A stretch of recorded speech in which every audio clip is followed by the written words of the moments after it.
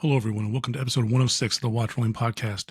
The Watch Rolling Podcast is a veteran-owned podcast that focuses on horology while sharing valuable resources with the watch enthusiast community. My name is Jason. I'm your host. If you're new to the pod, welcome. If you're returning, welcome back. Episode 106 is going to be an interview with Matt from the Spirit of Time podcast. He's one half of the Spirit of Time podcast, along with his co-host Greg. And it's a wonderful conversation. There were a ton of technical difficulties, so I'm just putting it out there now. I ended up having to usually record on Riverside FM. I had to record on Zoom because we couldn't communicate on Riverside FM. I don't know what it was. So between like the 5 minute to the 8 to 9 minute mark, you're going to see some weird stuff. The audio is fine, but the video is slightly off, and then it course corrects itself because we had to use Zoom. So I just wanted to put that out there. The conversation's too fun not to listen to and not to watch. But like every time I do anything, I'm going to have an episode on YouTube for video and uploaded audio so you can listen to it if you can't really watch it. But it's like a 4 to 5 minute period where it's a little choppy. But that's about it. Overall, standard stuff, 1 hour. Excellent guest, fun conversation. I really hope everyone likes it. And then hopefully Riverside FM can get their stuff fixed because it was brutal last night. Thankfully, we had a backup plan. So without further ado, let's get into the episode with Matt. And as always, thank you for tuning in.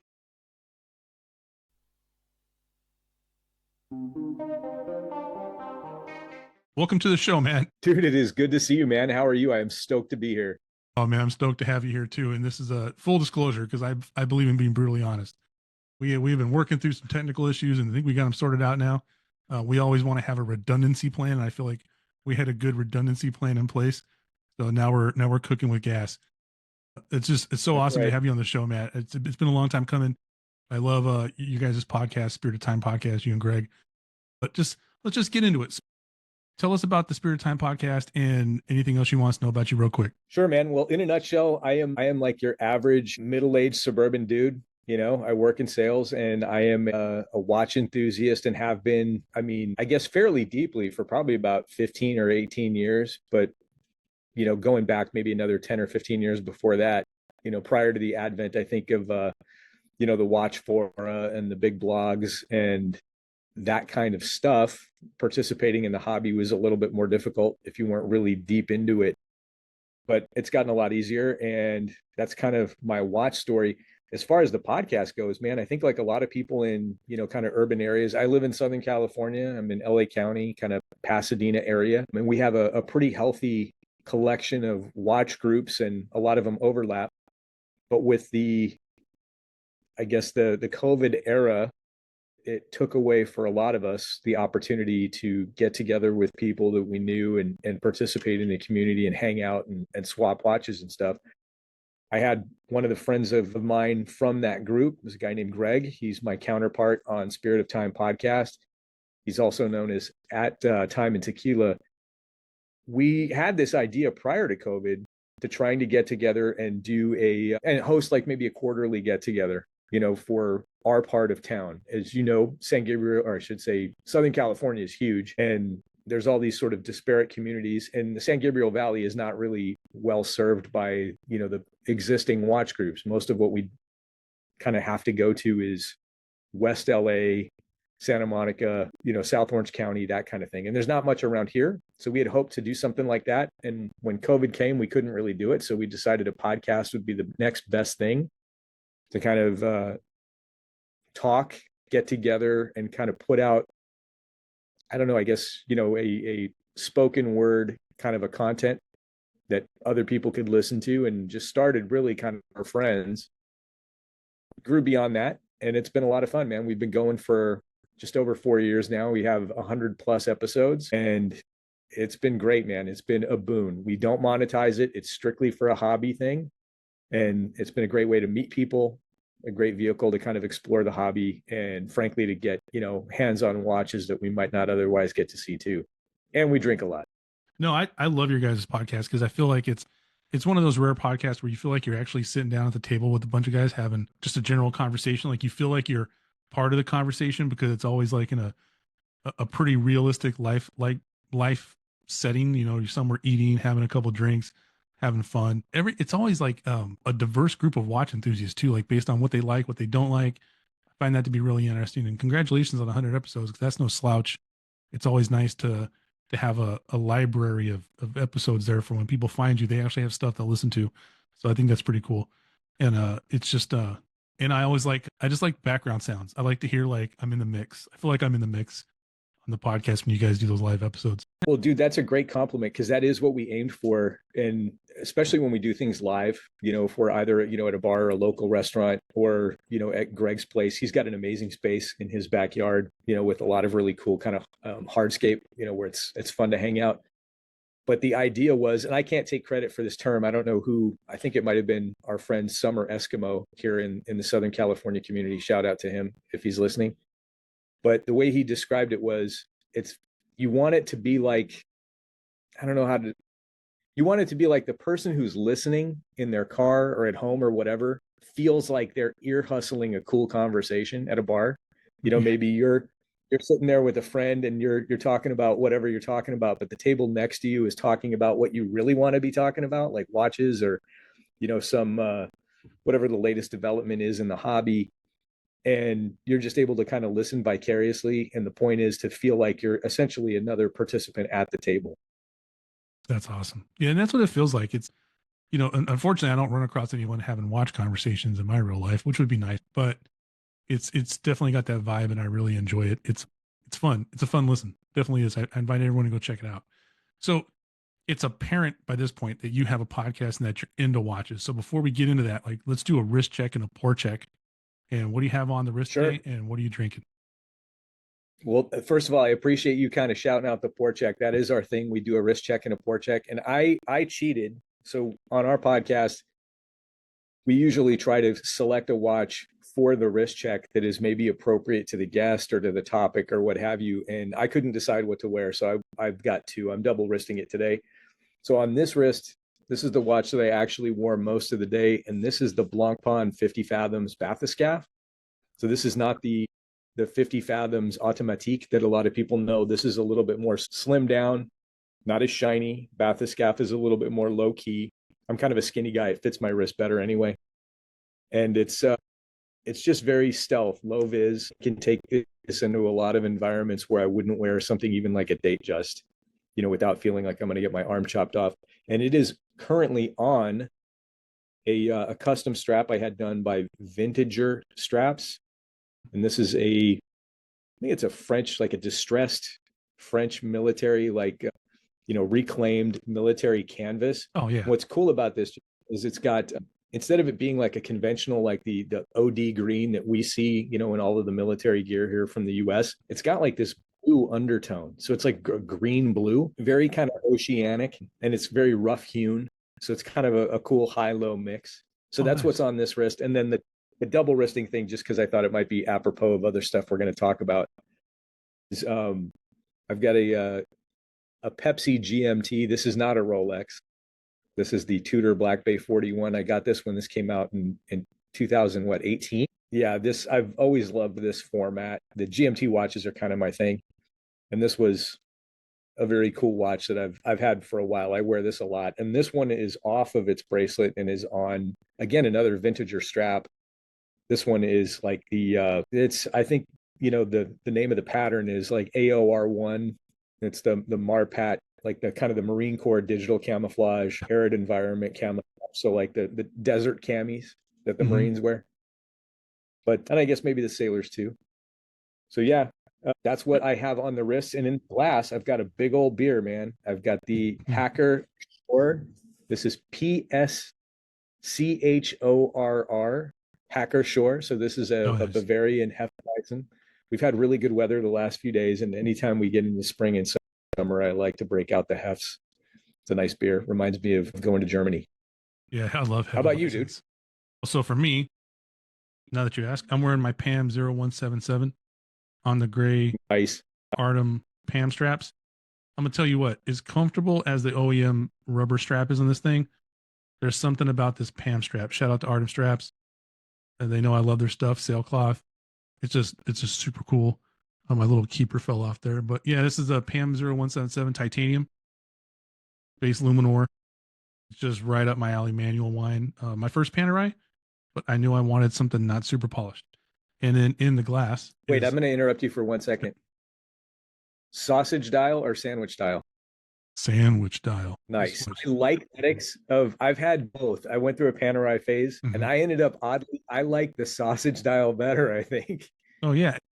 Yeah, and I totally get it. I have a shout out my buddy Bo Knows Luxury on Instagram. He's my local dealer and becoming a friend, but you know, he loves Panerai and he's super like he knows Panerai. So if anyone's got any Panerai questions, by all means, shout out Bo. This is not a paid advertisement. I just trust the guy. And What I was just it told in the Air Force? yeah, yep, Bo's no luxury Air Force. I listened to that. Bo's great, dude. Bo's a great guy, man. Shout out. But if you got any Panerai questions, if you're Panerai curious, he's the way to go because he knows a lot about him. And I really wanted my first Panerai to be simple. I knew I didn't want it polished. I know that they're relatively bigger pieces for most people, but I have a 7 and a 5/8 inch wrist. So that's the Pam on me. But it is lightweight and it's super comfortable. It's high contrast, easy to tell what time it is. It's got the small seconds hand, which I like. I don't really personally dig not being able to see a second hand go around. That's just my thing, but I love it. Excuse me, super comfortable. In the glass, I have a Ropeto Pinot Noir from Total Wine, who doesn't sponsor the podcast, but if they ever wanted to, they'd be more than welcome to, because Total Wine would be a great sponsor. I've actually done a wine tasting podcast with Joe. Yeah, with Joe yes. From down in the Spring Bar podcast. But yeah, but enough about me. Let's get into your journey, Matt, and just talk about it because I think you have one of the most interesting Instagram feeds I've run across in quite some time. Dare I say an underrated Instagram feed? I'll leave it at that. And then also your guys' podcast is fun. But what was your first real watch and what drew you into it? So I think the way we would define it, right, by real watch, probably my first real watch was a Tag Heuer 1000 two-tone, kind of like a bead blasted, media blasted stainless steel with a like a gold plate or what have you. Very, very mid to late 90s. I got this right after I got married. And the deal was, you know, I'd spent kind of a lot of money on my wife's wedding ring. And I think she understood that, like, hey, you're into watches and, you know, your wedding rings, frankly, men's wedding rings tend to be very simple. She's like, let's get you a watch. You know, this is something that I had wanted for a long time. But, you know, we got married, not young, but young relative to my finishing school. And we're like, okay, let's do this. That sounds great. I mean, I can take yes for an answer. And that was my first watch. I think probably largely influenced by my boss at the time. I was in sales at FedEx, and you know, my boss had a steel and gold. I don't know the reference number, but it was relatively small. I think it was like 36 point something. I've seen them before, an Omega Seamaster, and I really like that steel and gold look. I mean, it was still big, you know, 80s, early mid 90s. And yeah, that's it. I think my actual first real watch, I'd have to go way back, but probably a Casio digital. Nice. But was that like what led you down the rabbit hole? Because let's be honest about, like, there's people who like watches, and then there's like us people that like not only like find a rabbit hole, dig that rabbit hole, exhaust it, and then go find another. Like you even said, I kind of had a Panerai thing for a while, right? So I'm pretty sure that's like labeled into your Panerai rabbit hole, and then you learn everything you can about all the Panerais that you can, you know, and you get to a point where you're like, okay, I understand Panerai. I'm going to move on and dig this other hole over here. So is that the moment you fell down the rabbit hole watch collecting, or was it some other seminal moment you had on this journey that just you went high and right? No, I think that probably was. I had been interested in watches longer than that. And this was the first time where it was like appropriate to have a nice watch. You know, I was working in a tie kind of a job, and I'd gotten married and started doing grown up stuff. And it was right to have a decent timepiece. I'd been interested in watches and aware of watches for a few years prior to that, at least. But yeah, I think where I was in life, I wasn't able to really dive in. I mean, I guess if you think of the rabbit hole, like, I didn't just jump in, I teetered for probably a period of 5 or 6 years. But once I started, you know, really kind of exploring the internet and getting more, I had more of that kind of an avenue of information flow open to me. And that was probably starting in about 2005. So, I mean, if I got that Tag Heuer, let's say in like 1998, maybe 2005 is when the burner went from being kind of a very low flame to kind of, you know, turn it up to 11 and break off the knob. Yeah. That's where it all really started. And then it was like, okay, Breitling, Bremont, maybe more Tag Heuer and all of that stuff. Yeah. Yeah. That's what kind of happened to me. I got into, I think when I first remember it was like 2019. And it was just, I stumbled across a TGV video. Shout out TGV, great guy. Because I was learning I wanted to learn more about the Aztec calendar, right? That led to a TG video on the YouTube algorithm. And the next thing you know, I'm buying a Citizen Pro Master Diver because I quickly realized, oh, this is a great watch. Eco Drive, $139. And then that was it. It was off the deep end. I'm watching videos about stuff. YouTube's giving me videos, and it's quick. It's kind of crazy too, how fast it kind of happens. So you've transitioned from this point to where you fell down these rabbit holes, and you have watches in your day-to-day life now. So do they play a part that's more than just telling time to you? I mean, obviously they do in some way because you have a podcast about it, but in what roles do these watches play for you day to day other than just time telling? Well, time telling is a important part of it for real. That's the job that I have now. I'm in sales, and I'm constantly seeing customers kind of on their time. So punctuality is extremely important. It's a busy day every day, pretty much. But prior to that, I had jobs and I did things, in my personal life. So, aviation and working in the airline industry, in operations and stuff, where time was literally down to the minute. And basically I had 59 seconds to play with.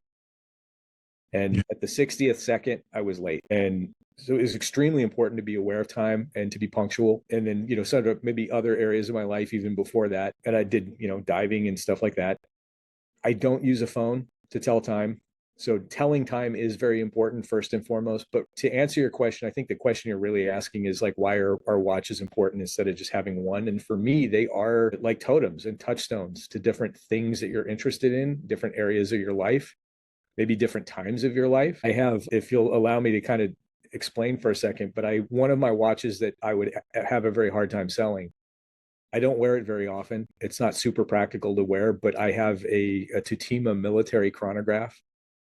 And it's one of those Lemania 5100 powered watches. If you're ever familiar with that, with the kind of the airplane hand on the chronograph counter.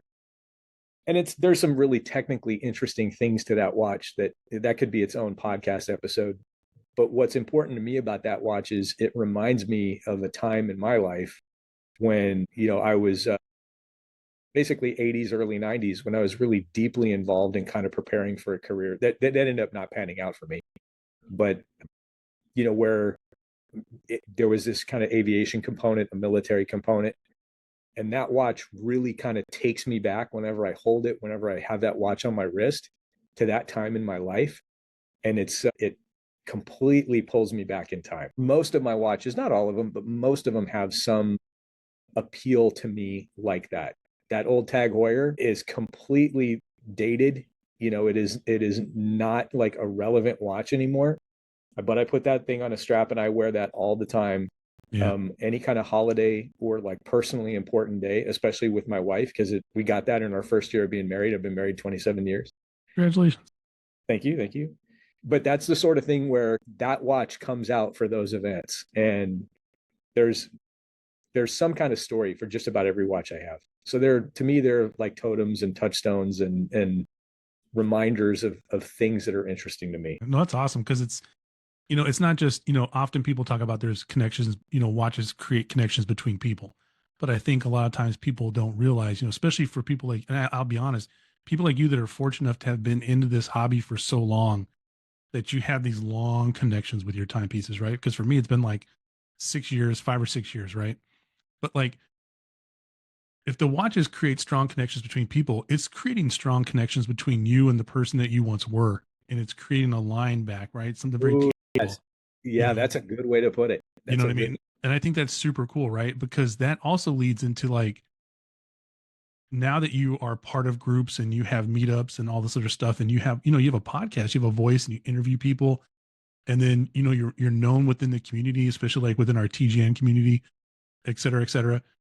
It really is a tool, and I think it's just the thing that we're into. I think cars do the same thing to some extent. I used to paint Warhammer figurines like during COVID. that would create connections between people. Like anything you really want to do can create connections between people. But I think that I've noticed in the watch community is like those connections are really, really strong. And it's interesting because you can also have these connections with people that are just starting out with brands, and where the brands are more accessible. And so what do you think for you that you've seen in your experience that actually is about the watches that helps create such strong connections between people within the groups? Well, man, that's a good question. I think it's easier to answer when it's like a connection between you and a watch, because Mhm. that really is, as you said, it's not the watch is the vehicle. It's the connection between you and a prior version of yourself or Yeah. something that you did before. I don't fly anymore. That flying was in my background just for people listening. And I haven't flown in a long time. But when I have a GMT watch or a pilot's watch, quote unquote pilot's watch, that reminds me of a good time in my life. As Yeah. far as how like watches bring people together, I don't know. I think maybe it's people are social animals. And I think, just about any kind of hobby or pastime or area of interest tends to draw people together, especially now, in an age of really easy communication and the internet. We have the ability to kind of reach out and touch people all over the place, and, Yeah.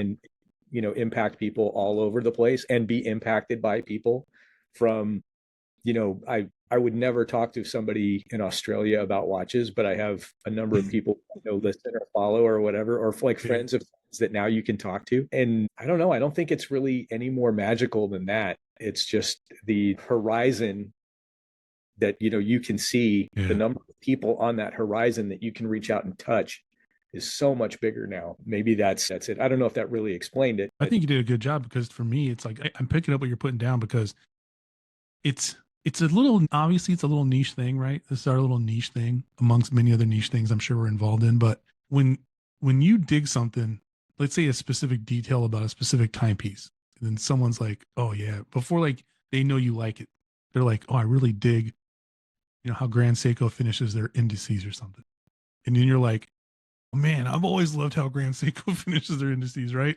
I do It's love how Canseco. Yeah, Yeah, it's exactly. like you're right, you're freaking right? It's like, it's just nice to have that kind of thing. Or I think even I more knew I when liked someone, you.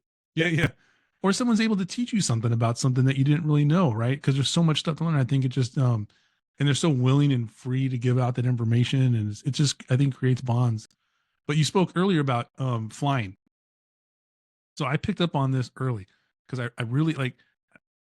We could have a whole podcast about your Instagram feed. I feel like, but you have one of the more interesting Instagram feeds I've ran across. It's from the fictional stories about missions to, you know, the planes. I've heard you in your podcast where like something flies over and you're like, hey, that was a C-17.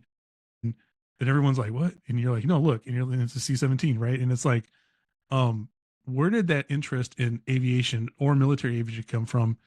And how did it start and then how did it develop as you got older? I mean, I think a lot of people who've had that interest, and full disclosure, like I'm not a pilot for a commercial airline. I'm not a pilot in the military. I went down that path, and that for medical reasons, I was about halfway through that training pipeline in the Air Force. And they'd found a medical issue. I won't go into it, but it didn't work out for me.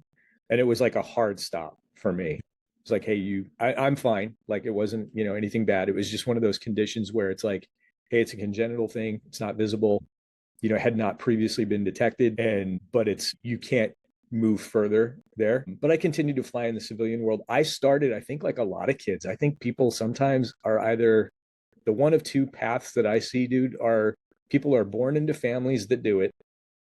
Aviation is a lot like the practice of medicine, and I think maybe to a certain extent military service. If your parents or people around you or in your immediate orbit didn't do it, you're not going to do it, because you have to see it from a young age to get put on the path in a timely enough manner to want to do it to the point where you can hit the wickets that you need to hit in your development as a young person. I didn't have that family connection, but I think it was just a DNA thing, dude. I At 8 years old, I we talked earlier offline, but I was that kid in quotes, like that hyper focused, kid who was like at 8 o'clock or at 8 years old, something flipped the switch in me, and I was like, I'm going to fly fighters.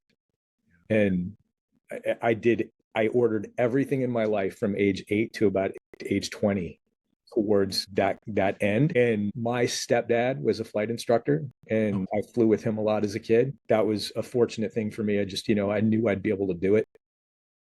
And yeah, I don't know. I mean, to me, like the interest in aviation is so natural. I'd have to almost like I would want to put my hand to your forehead and see if you're feeling okay if you weren't interested in it. Yeah. People like anybody who said, why would you be interested in that? Like, are you crazy? Why would you not? Yeah. It's fine. Like, I think it's great because I think there's a line, right? I think there's a line like a lot of us, it's that meme, right? Like a helicopter flies over and all the guys on the ground are like, hell yeah, right? Like that's yeah, the meme, right? But not everybody wants to cross a line to be the person looking down that's flying saying, hell yeah. There's a difference there, right? And because there's a level of risk, right? And as a young person, your brain probably picks that up, but you're like, screw it. Like the thrill of flying is more important than the risk of falling inherently to my death, right? Like I feel like and that's what makes those people that fly like that small percentage number. They're willing to accept the risk. They understand, but the juice is worth the squeeze, right? Because I grew up, we grew up, listen, I grew up in Southern California too, man. And so like I'm 50 and the generation before me are all the Vietnam people, right? And I remember, I grew up in Hemet. I told you this. So we had Hemet Ryan Airport with all the firefighting stuff. And bro, I remember seeing those pilots fly crazy.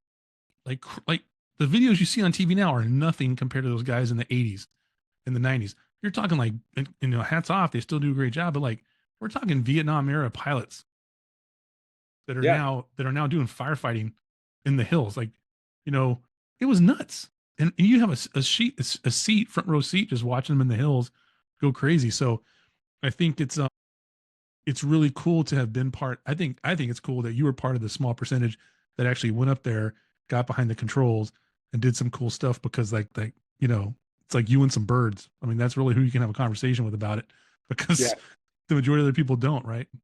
So so you got started in a young age, you got interested in that. I'm just going to leave this in because my camera's acting crazy. Is there a specific aircraft or era of aviation that really speaks to you? Oop, probably,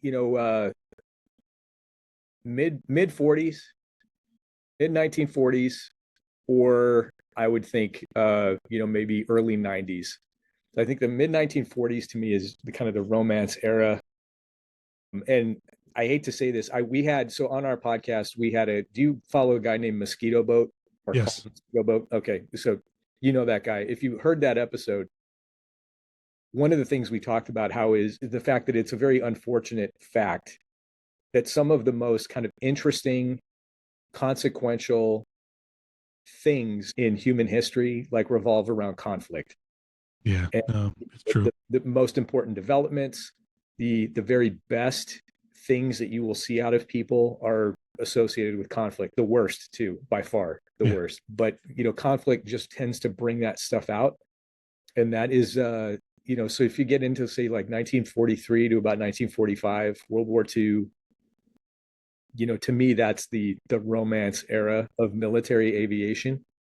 And there's I think, and then things that are a little bit more modern nowadays. I think it's hard to keep track of what's happening in terms of the technological developments. And again, Nuts. it's a lot of the when I think of aviation, you tend to think of aviation in a fighting kind of a context, which is unfortunate. But that's kind of what drives a lot of the technical development and the things that are cool about flying. But yeah, I would say maybe the 90s when you see kind of peak, third gen, fourth gen Yeah. fighter aircraft. Although if I have to say now that I'm older, I mean every kid wants to fly something fast. Fast jet, tactical aviation. I'd be very happy, I think, flying a C-17 with that lifestyle. Yeah. Looking back now, I would have been perfectly happy if I ended up dropping a C-17 or a C-130. It's a cool aviation job. Yeah. No, I Yeah. know what you mean. It's there's the, going back to what you said about World War II is when you look at and it just goes right back to you said about conflict, right? It's survival brings about the quickest and best decisions. It's sad to say, but like when it's someone living or not living, you know, be surprised how many resources get put into like not just physical resources, but mental resources and stuff like that. The changes in power plants from 1939 to like 1945, insane. what the planes could do, top speeds. Like a lot of my favorite planes of all time are from World War II because I just grew up with. I think the P-38. Like, come on, man, the Yeah. P-38 is amazing. The F-6F Hellcat, amazing. The Thunderbolt, right? The Jug, it's just amazing. Everyone, you know, I look at the P-51 kind of like everyone's always like, yeah, it's a great plane. Don't get me wrong. Don't get me wrong. It took them four revisions to get a great plane until they got that. What was it, the D with the Rolls Royce engine? They finally figured it out. But like the Corsair. I mean, what's the big one towards the end? The Sky Raider, which is the last prop plane to get a jet kill, and that was in Vietnam. I'm almost remember if I remember right because it was on that show Dogfights. But anyways, we're not an aviation podcast, but we could have one day if you wanted to. But Yeah. it's just I love that stuff. Do you find any parallels between design language of aviation and watchmaking? And if so, like, are there any pilots or field watches that you feel as an enthusiast that really nail that aesthetic? If someone was interested in that. So to the first part of the question, honestly, I don't know. I think maybe I'd like to find an answer where I could say yes, but I don't think so. I think the one maybe where there is a true sort of built to purpose, other than maybe back in the old days when the idea of needing to tell time was so fundamental to map and compass dead reckoning navigation. The idea of having a large, easily read watch on your wrist was really important, or strapped to your thigh, in the bombers. That stuff I think kind of follows, that's very, form following function. Does that make sense? Yeah. Where the design kind of fits the purpose. Beyond that, I think, once almost any watch would do if it absolutely had to, if you had to use it. But again, I'd go back to something like the La Magna 5100 powered watches where you can see elapsed minutes and seconds, the chronograph, elapsed time very easily. But yeah, other than that, I think to the second part of the question, especially for like aviation or field watches, I mean, obviously IWC does a good job. I'm an early, well, I guess how about this? I'm a Bremont fanboy up until, recently when things kind of went sideways. This year looks like they're going to hopefully course correct a little bit, but the Bremont Martin Baker 2 to me is the watch that IWC should have been making in the tens, with all the technology that they packed into that and the aesthetics and everything like that. I ran into a combat controller at a shoe store and he was wearing, as one will. well, it was a dude, a pretty fit looking dude in his like early mid 30s. And he was wearing what to my eye looked like a red barrel Martin Baker. So, I mean, I'm thinking this is a Martin Baker 1. And this guy looked like he was, prior service, maybe a pilot. So I'm thinking he's an ejectee. So I strike up a conversation. He's like, no, closer look. It's orange. He's like, it's a unit watch. But yeah, he's like, I'm a controller though, but, not a pilot. I think that line of watches was great. Hopefully they stay true to that. Dude, you know what? Another watch, it's more of a field watch, but to me, it looks a lot like a pilot's watch is Weiss. I think Weiss does a good job, with the kind of the sword hands that he uses. That's one of those where it's like, is it a field watch? Is it a pilot's watch? It's kind of both. Very reasonable. I love what that guy does. Cameron's a good dude. We've had him on the pod. Talk to that guy. He's a cool guy.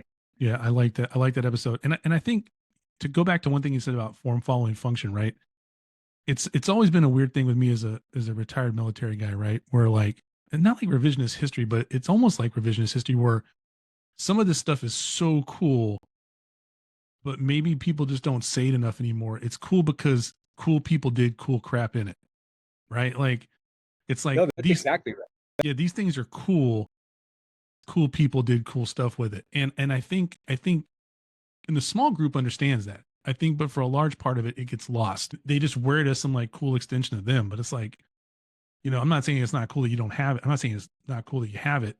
I'm just saying it's cool because, there were dudes up in bombers getting blown the hell up, while this watch was strapped to their thigh kind of thing. And it's like, I always try to make sure I balance a fine line between the proper amount of admiration for him. And then like, it's always like when people try to wear like workwear as like fashion wear, it's like, it's workwear because, people do cool work in it. You're just wearing it on a Sunday, but to each their own. But like, let's just kind of, kind of show some respect in the proper direction for that. But it's interesting because some of the stuff like you look at, I mean, you've been around aviation. Like I always joke around like how hideous some of this stuff is until until it's like some cool stuff happens and it was like, yeah, those are awesome. And you're like, no, it actually sucks when I was wearing it before, kind of thing. But yeah, it's funny. Yeah, well, Uh, I think you're exactly right. It's there's I think there's a school of thought that would say, okay, well, if you're not the one doing the cool stuff, then who cares? You're just a poser. But at the same time, like, no, you have any kind of appreciation of the history, yeah, not of the watches, but history writ large, then something like a Submariner, even if a Submariner is not for you, that's an important watch. And yeah. don't even get started on the Speedmaster. No, it's interesting too because we both know Asha Wagner and I've had her on the show Yep. and we had a whole chat about firefighting and Asha's like, man, you're in the middle of the ocean. I'm like, Asha, you're like a real firefighter, like in the city, in the woods, like we went back and forth for like 20 minutes about like what was a real firefighter and I just kept telling her like you don't have any idea what's going on in that building you're going in. Like on a ship, I know what's supposed to be in this space, right? Like I have a general idea what should be in there. I'm like, you could be going into a house, with 75 half filled cans of paint. Like that's crazy. Like what you do is like way crazier, but it's a mutual a respect, a mutual admiration. It's like, and it is cool because you see guys like in the TGN space or in other places or other people. And I feel there's lots of communities that just give that right amount of respect, right? What they're wearing is less about them and showing an admiration and respect for what it entails or what it embodies, and I think that's kind of cool because I know a little bit about Bremont's history and their father and stuff, and you can see a lot of that in the early design language. You could see this admiration and respect for the aviation community, probably most importantly their father, right? But like real stuff. And before I learned that, I used to give like Bremont some stick, but then I was like, once I realized I like even had a podcast where I apologized to him because I was like, I get it now. You know what I mean? Like it makes a lot of sense. And it's just an interesting part of the watch culture.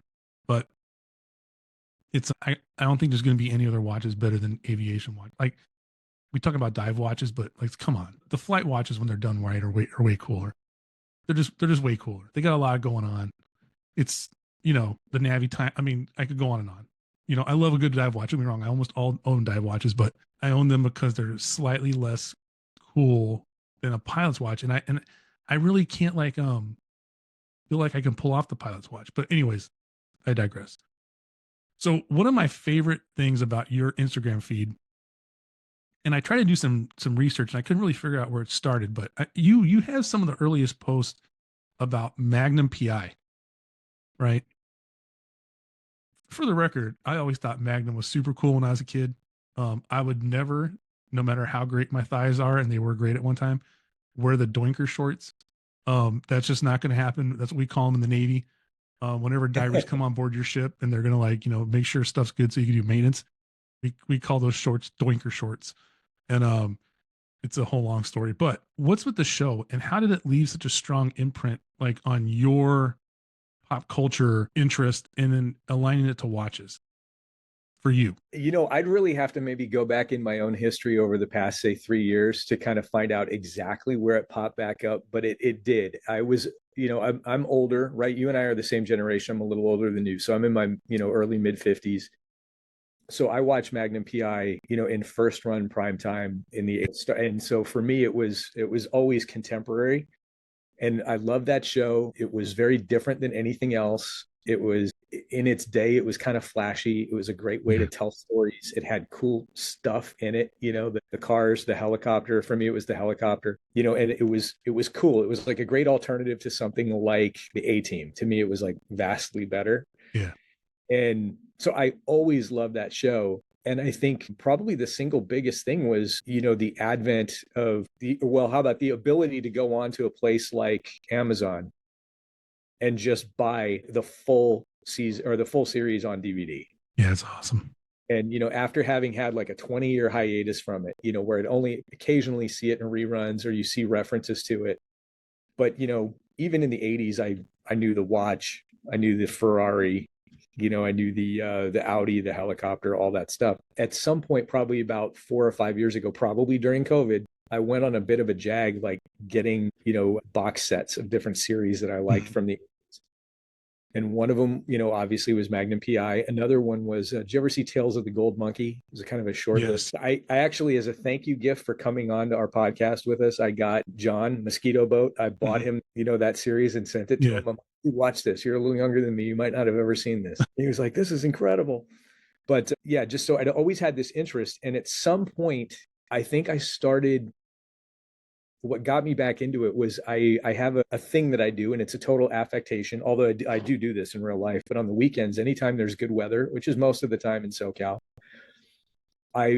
my kind of happy place, my man cave is in the backyard. I have this cool kind of a brick pad, with a bunch of plants around it, and there's a koi pond in my backyard, and I've got a big green egg, and I'll cook out there. And I usually try to cook the thing that takes the longest to cook, so I can sit out there for a long time with a beer or a Mai Tai, and I'm like listening to podcasts, or I'm watching whatever the watch content is on YouTube for the week. And I'm cooking out there. And my daughter, she's got an interest in photography. I'll have her take a picture of me, like with my, whatever I'm drinking, a tray of, whatever meat I'm about to do. And I got into this thing of like wearing the Hawaiian shirts, and it clicked, like the Magnum P.I thing. I was in conversation with Asha because she's a big Magnum P.I fan. And we started this thing called the Magnum P.I Vibe Challenge. And it's like, hey, who can kind of manifest the Magnum P.I vibe better in their life? Whether it's like wearing the shirt. This is not the shirt, but it's kind of adjacent. By the way, Asha Wagner t-shirt, the wildfire benefit t-shirt from TGN.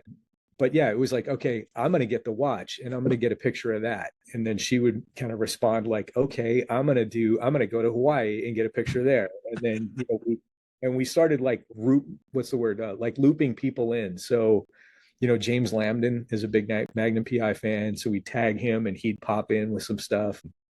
If you know Tom Place, Expedition. Oh, yeah. Tom's a great dude. Yeah. He's obviously, he has a legit real life connection to the whole Magnum P.I thing, through his being on Blue Bloods with Tom Selleck. He's got a lot of ephemera and cool collectibles. So he would pop in, and over the course of probably 2 years, and we did a lot of those posts, and it's a lot of fun. I've got the hat right here. I was wearing it earlier, the VMO2 hat. Yeah. And it's just, I don't know, it kind of took off from there. Yeah, it's fun. And I'll tell you what, man, there's very few Instagram posts that make me wish I was somewhere, which is kind of funny considering it's Instagram, but like pictures of like, I don't know, Guam, wherever, I don't care. Seeing you in your backyard with a plate of meat and beer, I'm like, man, I really wish I was there because I enjoy meat. And I'm like, I think it'd be great to hang out with Matt there and just eat some meat, drink some beer. It'd be great.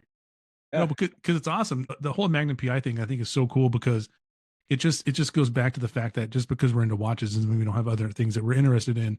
And you'd be surprised. Like, I'm pretty sure like half of you were sitting around like, no one likes Magnum P.I as much as I do. And then all of a sudden you figure out there's a lot of people that really just are into Magnum P.I.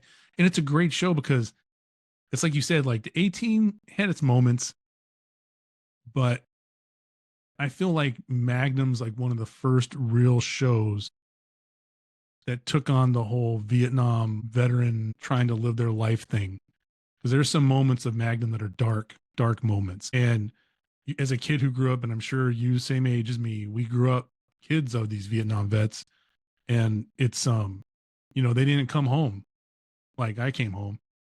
Like there wasn't people at the airport waiting to be nice to them. And so I always appreciated about Magnum where it kind of looked at that and gave you an honest assessment of that. And, there was real plot stuff too. Like I always talk about the Hulk, the original Hulk. I watched that when I was a kid. And then it's a deep show, man. Like there's some heavy stuff in there with like real adult stuff. If you can get past the purple sweatpant shorts and jean shorts, there's some real stuff in there. And that's what I appreciate about Magnum too, because there's times where it doesn't take itself seriously, but it takes the humor seriously. But then the overall storyline, right, is just like, I think it's one of the shows that help America start to heal from that time without people really knowing it. I think it kind of did. Yeah, full disclosure, we talked a little bit about what we would talk about. And one of the questions that I think we're going to ask was, hey, what's the deal with your interest in Magnum P.I? And I made a few notes for myself. Yeah, do it. And that's exactly what I said. It's like, why was Magnum P.I important? And I think I wrote down timing, exclamation point. It was the first thing, we're about, figure the pilot was in 1979, 1980 kind of for release. You're about 7 years away, maybe 8 years away from kind of the tail end, not truly the end, but like kind of when the big involvement was kind of winding Vietnam. And it was the first show that talked about that and showed people doing stuff. And obviously there's also the stylistics of it and the fact that it was a cool vibe. It's in Hawaii, it's a neat environment, and there's cool stuff, right? The cars, the helicopters, the watches, and all that. But yeah, I think that was the secret sauce, is that it, and for guys our age, I don't think we were aware of it at the time, but that's why it was so popular. It was the confronting Vietnam angle. Yeah, it's just a really good show. And yeah. And just as a kid, you don't realize, I don't know, maybe you did. You realized it was a little different, a little more serious at times, but there was plenty of humor going around to kind of balance it out. So I think maybe that made it easier for, maybe some of the adults to accept it too. I don't know. Yeah, totally. But so one of my favorite things we talked about earlier is that you podcast quite a bit in public spaces, which I think is a challenge. As a guy who just sits behind his desk all the time and runs his mouth for 10 minutes, I feel like recording outside, especially with multiple people, would be kind of difficult, but I think it's a very good vibe. I enjoy it, right? Feel like I said before, like I feel like I'm part of the conversation, or like, like you said, eavesdropping a little bit, or you're hustling on someone's conversation. So what are some of the biggest challenges about recording in a public place?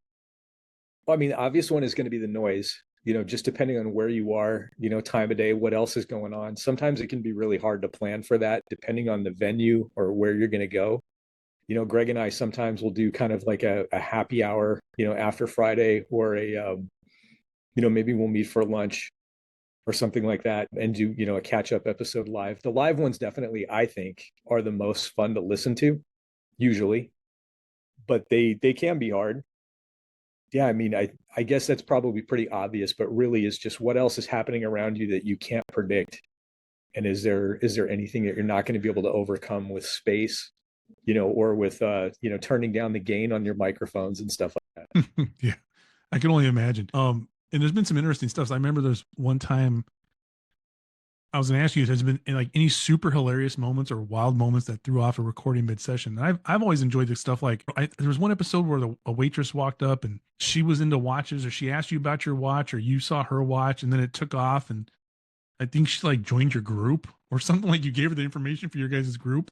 Yeah, that was probably about a year ago, and yeah, it was at a place in Pasadena, and the young woman who was like, brought us our food had, I don't remember what she had. She had something like a bubble back, or maybe a vintage Seamaster, but I mean, she had a real like legit deep cut watch that she clearly made that choice for a reason. Like that's not just some random thing that she just happened like, I'm going to buy this.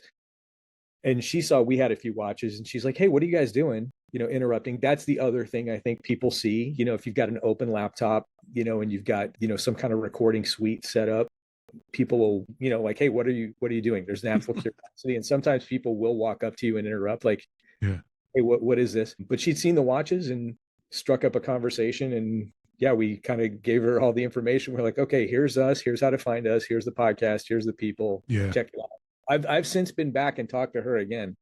That's awesome. Yeah, it was such a cool moment. And I think that's what leads to the authenticity of your guys' podcast, right? And is that something that you guys considered before you did that? Or is that something that just kind of happened naturally out of, because I know you've recorded stuff inside places before, but I think some of my favorite episodes are the ones where you do them outside kind of live. So is that something you thought about ahead of time, or is that something that just happened kind of holistically out of it? I think we thought that there would be a mix, and I think we thought that there probably would be more live stuff than there actually has been. I bought a pretty high end at the time, like the top of the line Zoom recorder. We hardly ever use it. I think we've used it like twice. Typically for my setup, I've got like a Yeti mic, a laptop. I open it up, and I set this thing to kind of, round sound capture profile. People sit around it if we're having a drink or something like that, or not. And then we just start going, and it's just recording directly into a file that I've got on the laptop here. And yeah, but to me, I do enjoy doing it live. I think it's more fun. And again, it does have, I think, an interesting and not easily replicated quality for people who are listening. No, you're right. It's almost like there's podcasts where people have like a kind of like a, if the volume's set on 55, they have like a theme song at like 10 kind of going around the bottom of it.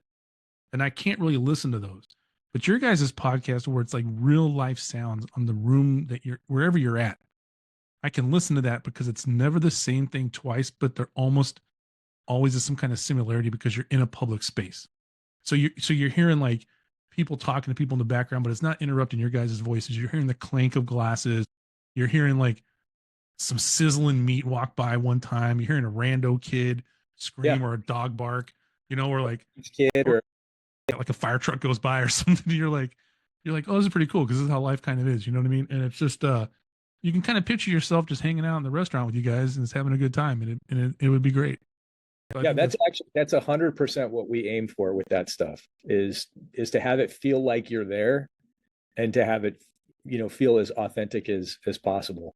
yeah. You guys are doing a great job. It's fun to listen to because I think the out of time guys used to do it kind of like that, but I haven't heard them record in a while. And I know you just had them on recently, but they used to have a similar thing where they're out and about kind of thing, and I thought it was kind of cool. But I also think like They only ever record live, and those are like two of my best friends in watchdom. Is Josh and Summer. So Summer is Summer Eskimo. He was the guy I think who kind of coined the ear hustling term. yeah, Yeah, great dudes. nice, nice. So if someone was going to start this kind of thing, is there any advice you'd give them in general with either starting a podcast or a podcast with a similar format as your guys'? Yeah, I'd say listen to as many other shows as you can that are kind of similar to what you think you want to do. I would try to reach out to, at least one or two people who've done it, even in different formats, but to find out because first of all, there are a lot of good kind of YouTube content creators that talk about the process of doing a podcast. But I had Summer show me, sit down and give me a quick and dirty tutorial on GarageBand and editing. And then from what he taught me, I was able to kind of teach myself more. But I think having somebody who's done it and, who can kind of talk you through some of the technical details is really important. And then another thing I would maybe plan on doing is, sketching out like at least 8 or 10 potential topics and episodes. We don't script ours too heavily at all, but to have an idea, because I think I read a stat somewhere that the typical podcast stops at somewhere like episode 9 or 12. And that's kind of where they run out of gas. So if you can kind of have something in the back of your head for a plan that'll get you to kind of that mean failure point and beyond in terms of just content, Yeah. that's probably pretty helpful. And then I would suggest record at least 2 or 3 or 4 things and have them in the kind of in the can, so to speak, before you release anything. So you have a sense of like how you progress and learn a little bit more about like the editing process and how you want to do stuff before you want to drop a first episode. And again, we're strictly hobbyists. This is not monetized. It's not regular. We don't have 100,000 listeners, but that's kind of what it was suggested to me by, I think I'd mentioned, Fighter Pilot podcast. He shared a lot of tips with me on the kind of the technical, the know-how. And then, we did, both Greg and I are business guys, and we did kind of sketched out like a plan with like a why, kind of fork in the road on the plan, and we're going to start it kind of hobbyist. And what do we need to do to kind of go to a monetizing direction? And what do we need to do to kind of just keep it hobbyist, and what wickets do we need to hit for that? I think I used that expression twice. Sorry. But Cool. how do we want to do it if we do want to start making some money or doing it kind of as a side hustle? Do that too, if that's what you think you're going to do. Because a lot of people think, oh, I'm going to start a podcast. Well, that means maybe getting an accountant, a lawyer, a DBA in a bank, and starting laying down all like the kind of the financial infrastructure that you're going to need in order to do that. And that's not the work of 5 minutes either. So just decide like what you want it to look like. I guess that's probably my advice. No, that's great advice because I think that's I think that and also like if you can get some help technically because I know for me, one of the things I decided on was I'm just going to constantly improve my video and audio until I get to the point where I'm happy with it. And like right now, I'm kind of just happy with how it looks and I'm happy with how it sounds. And so for me there, that's good enough for me, like at this point, right? And then when it comes to the ideas, I tend to write a bunch of them down, but literally sometimes I just kind of take a look at what's going on in watches for that week. And the first thought that pops in my head, that's going to be my topic. And then I just try to do like 10 to 15 minutes on it and go through. But it's just because I really would love to have a partner. I really love to have, but I know how difficult it is. And I don't have anyone out here that I really, think that we could align our schedules to where it would work. Cause I think it'd be easier for two people in the same place as two people far away. Cause there's been lots of cool podcasts out there with two people that are in different locations geographically and they just don't stick around. Cause I think it's just too difficult with life, to be able to pull that off. Yeah, if you're not doing it as a job, threading, because you're threading two needles, and the reality is you're really threading three or four because you've got it if you have a guest.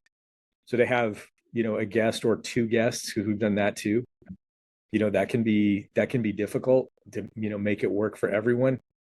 Oftentimes, some of the podcasts that you see, the more people there are involved with it, either the less often they drop episodes or the more likely they are to maybe stop earlier than they thought they would, just because things happen. Things Yeah. take track. Yeah. It's great advice and you're right there. So there's a couple of questions I always like to ask in closing, Matt. So the Sure. first one is, what's your ultimate grail piece? Like the piece that lives rent free in your head, like you can't stop thinking about it.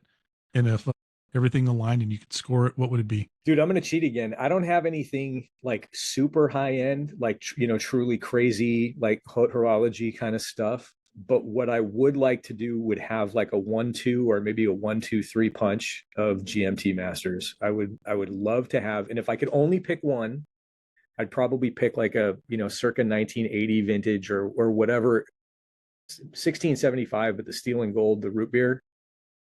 Sometimes people call it the Clint Eastwood, or for me, it's the Major Gant, from Yeah. the movie Firefox. I love that watch, but the reason I would really rather have like two GMTs is those tend to be pretty old. The best ones are pretty old. They can be fragile, probably not super water resistant. So it would be hard for me to have that as like an only watch grail. I would love to just pair that with a more modern and just almost roll the dice, throw a dart at the wall. Any of the modern GMT masters, but especially like maybe the latest 5-digit 16, like 16710 Pepsi, just when they kind of that little transitional period where they went to a more modern movement. Nice. I think if you could have those two watches, that would be great. And other things that sort of constantly are in my imagination are the old, and these are really weird neo vintage watches, but you've ever seen the tri-metal Omega Seamaster chronograph with titanium, rose gold, and tantalum? I don't think so, but I'll go find it. Yeah, dude, Sounds those awesome.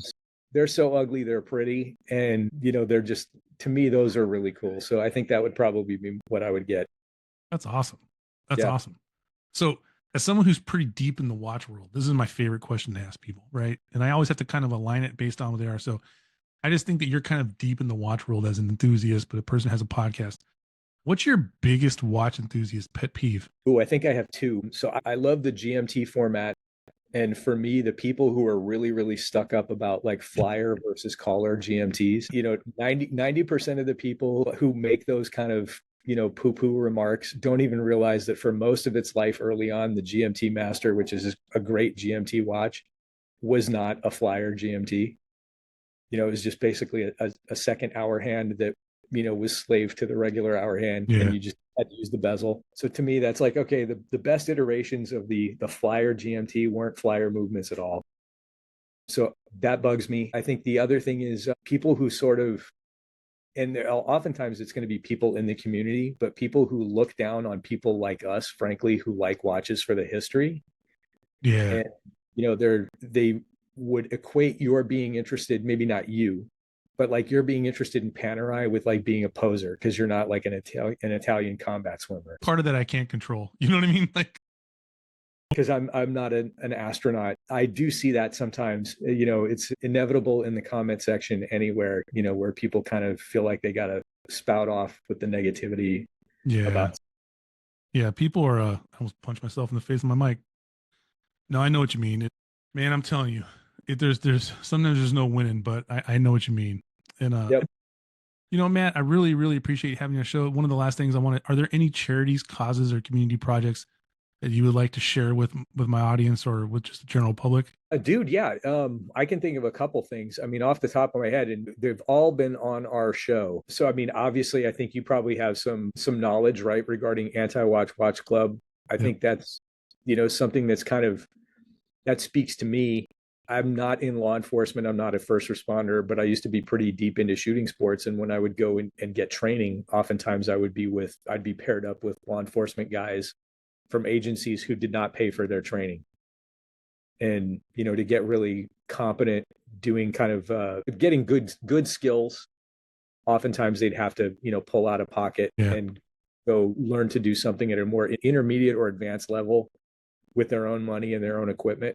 So anti-watch, I think that's a great one. Another one that we've talked about early on in the podcast, and it kind of came back more recently with the fires that we had because of people that we know, but the Mission 1530 project, sometimes that's called At Tequila That Cares. And by the way, if anybody has not heard our episode, it's early on. It's probably episode like 12 or 15, maybe 13. Jason K is a bad hombre.